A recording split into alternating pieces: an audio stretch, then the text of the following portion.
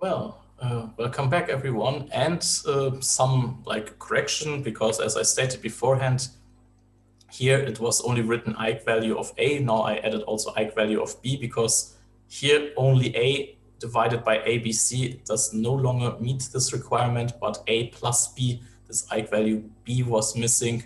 On the left hand side I corrected this, so you will find it correct in the slides.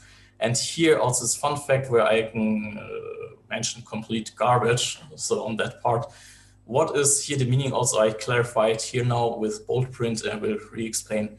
If you take only this one here, so A equals 10, and add this one, this weakest principal component, C equals 3, you get 13. And then if you consider 13 divided by this 18, then you get again a threshold which is above alpha, above the 0.6. So it's interesting to observe that if you say I take alpha and take only this one axis to it, which is not even the second strongest principal component, I still satisfy this threshold of 0.6. Now you may rightfully ask, why should I take the least variance subspace here? That doesn't make sense. Well, we may dispute about that. This is a valid point that you have. Nevertheless, it shows how obscure or weird it is by relying on a strict explained variance threshold of 0.6 at that point. But yeah, so still this research question holds. If you have ideas how there are more suitable ways of capture the individual explained variance, and how to say this is a good explained variance or this is not a good explained variance, as one idea from my side to stimulate you, to motivate you, well, one could say that we compute the PCA, and then we observe for each of the clusters all of the principal components and see when they drop.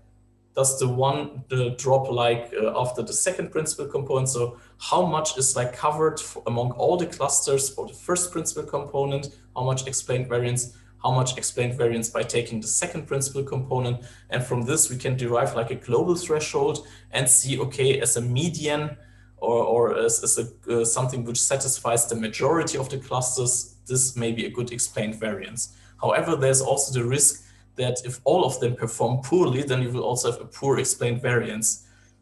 So you see, it's difficult to satisfy, because if you say all of the clusters have an explained variance after the first two or you need 3 subspaces to have at least 80%, then one can dispute that the detected subspaces may be of poor quality. Nevertheless, let's move on to the last aspect of this correlation cluster, and then you can say never again. No, just kidding.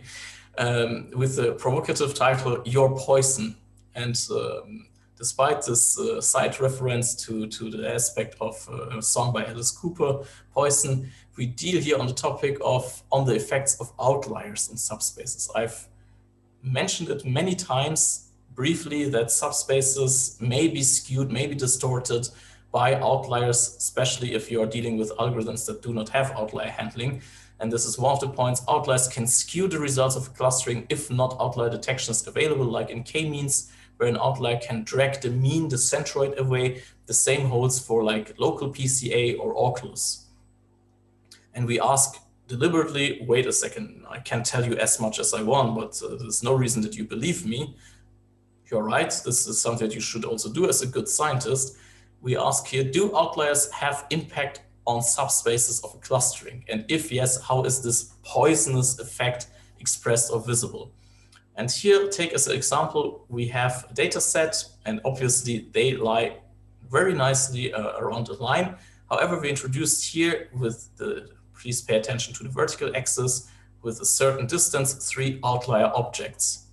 And you see that this subspace here is skewed. We have a skew in rotation. Then we have here another 4th object added more below, and you see that is even more skewed. So it's not even close to the line. And if we add another object, it can happen. You can't guarantee if you have real-world data set, if you're dealing with a sensor collecting data which you have no experience beforehand or barely any experience, that you do not know what maybe potential noise or error sources, something like that here or here can happen. You have to be prepared. What you see here, you have a total distortion. 4 objects or in this case, only 3 objects, completely skew your orientation or rotation of your principal components, making it completely off to this. Obviously, for us humans in 2D, we would say, obviously, this is a line, but the principal components are dragged away from this. So yes, by having this small artificial illustration, we see outliers can have poisonous effect. So PCA itself is non-robust. But how can we avoid the subspace poisoning effect? So now we've seen it can happen, but how can we prevent it? Well, first our approach is by outlier detection as a pre-step or built-in a correlation clustering algorithm. 4C relies on density-based clustering, and density-based clustering dbScan has per se an outlier, and noise handling detects if something is an outlier or not by its density definition. And the second approach, so if we say, but we do not wish to use a different underlying algorithm like density-based or whatsoever, can't we approach it somehow else? Yes, there are different algorithms like robust PCA or Grassmannian PCA and so on. However, they are interesting and important and really great in their performance, can be quite complicated. So they use some statistical approaches, some heuristics, some really fancy and deep math. And we have been asking, well, what is one of the main sources for this performance, that it does not detect them properly or that it gets skewed? And one conclusion that we got is by not relying on the covariance matrix. And I'm going to say, why? But PCA, you send your data, you compute the covariance matrix, and based on that, you compute the eigendecomposition, getting the eigenvectors and the eigenvalues. Why shall we give up the covariance matrix? The covariance matrix captures the deviation from the mean, or like the pairwise variable deviation. So because mean and variance, or in this case, the covariance. The mean itself, however, is susceptible to outliers. Or in other terms, it's not robust. And you know it from high school. If you have like 1, 2, 100 and 1, 2, 3 and 100, then you may have real difficulties. Then your mean gets totally distorted. But is there a different way? Is there a different approach to that? And from high school, we know that there is something called the median, and that the median is more robust since it captures the middle. So if you have like 1, 2, 3, 4, 100, and you take the middle element, which is the 3, then the 100 has no impact. It does not influence like your middle element in this sense. And we said, the median is more robust. Okay, so let us use the median and something. The mean has the variance or the covariance. The median, what is the variance analogon to the median, is the so-called median absolute deviation, abbreviated with MAD, instead of the variance. And we have something like, instead of the covariance, computing the co-MAD, the co-median absolute deviation matrix. So, and we said, you know what, we take the simple PCA with all of its steps, leave it untouched, except that we change the covariance matrix with the co-MAD matrix.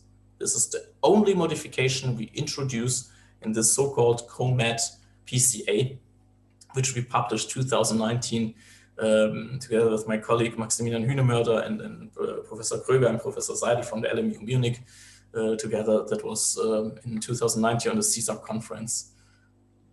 So let us see what is the impact.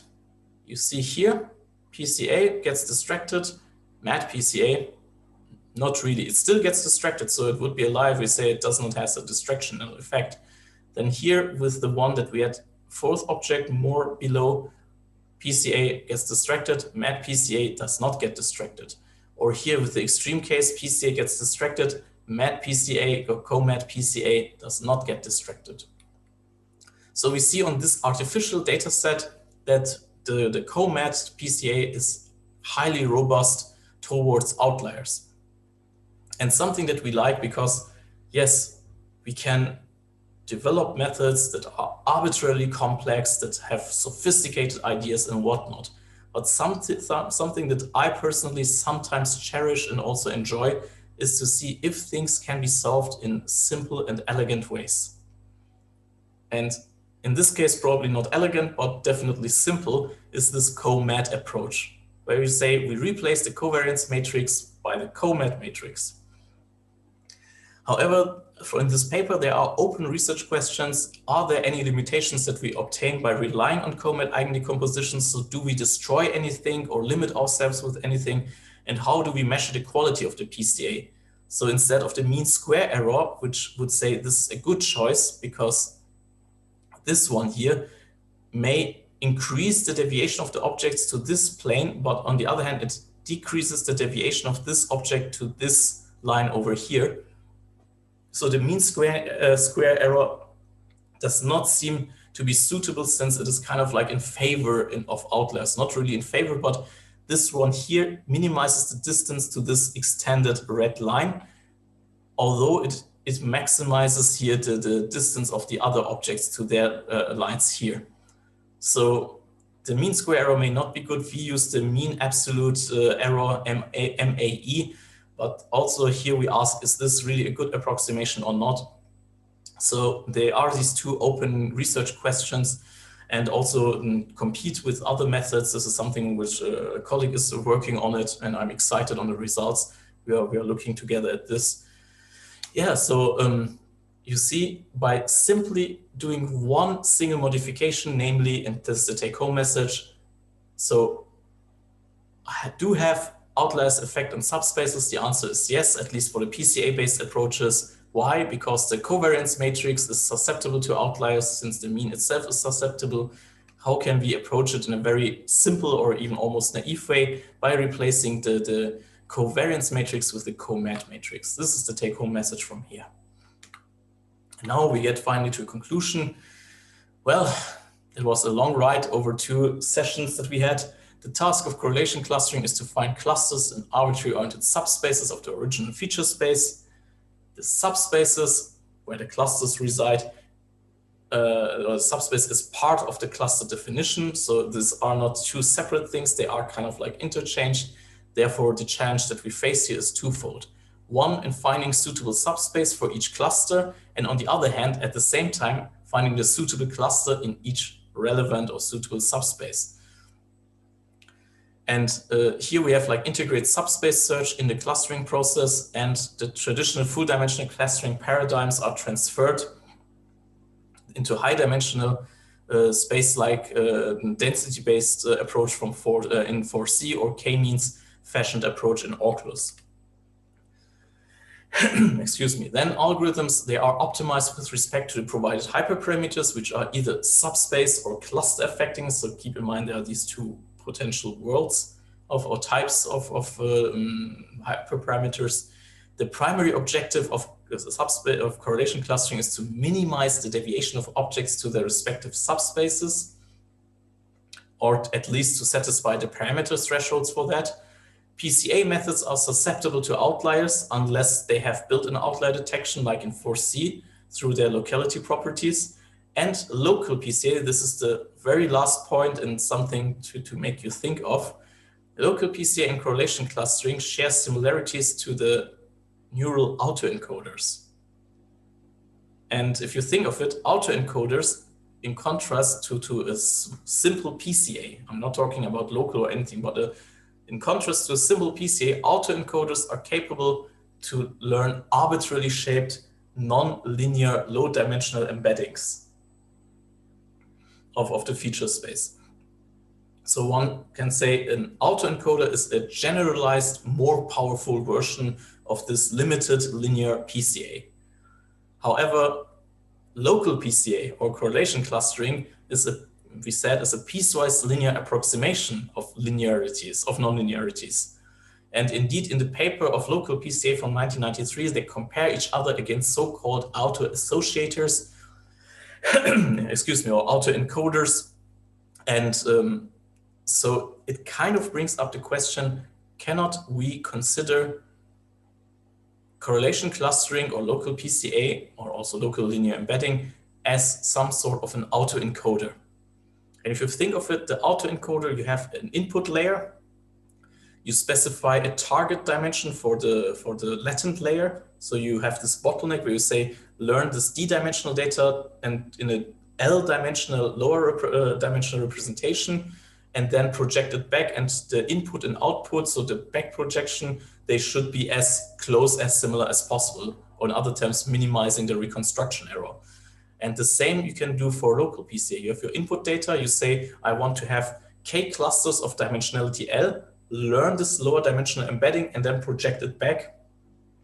And therefore, you've got then the learning of the data. The difference is you do not learn some inherently nonlinear function, which can be arbitrary shaped, but you piecewise linearly approximate it.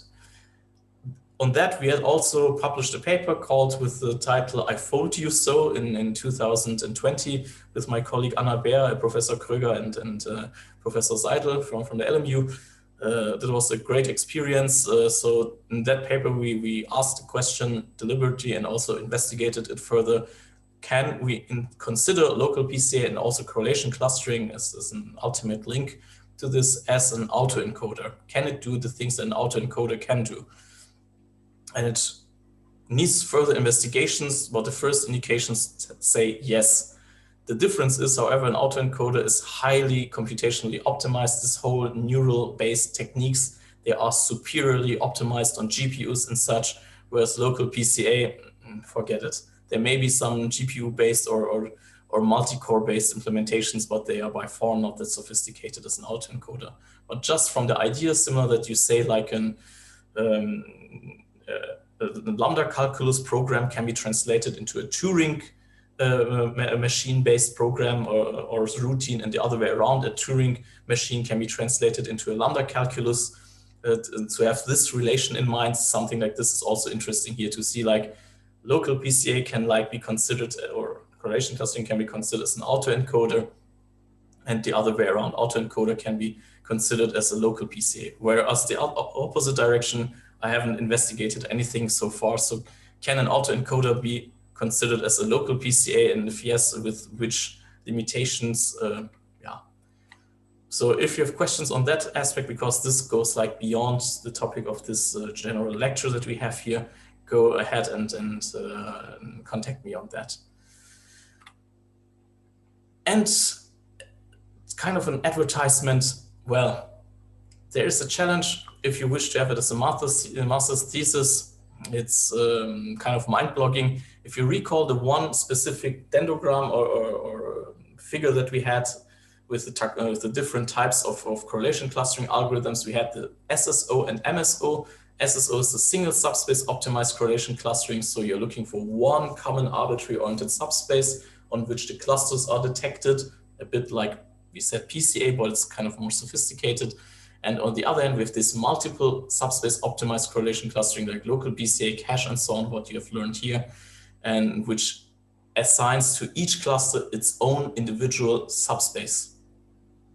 However, in the literature, it kind of looks like both concepts are completely disjoint. They have no kind of connection. It's either an SSO approach like FOSS-CLU, sub-k-means, and so on, or LDA k-means, or it is a multiple subspace optimized approach like cache, 4C, local PCA, and so on.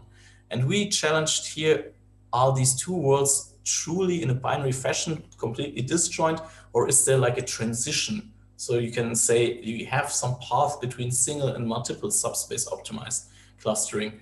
We have there our ideas, our initial thoughts.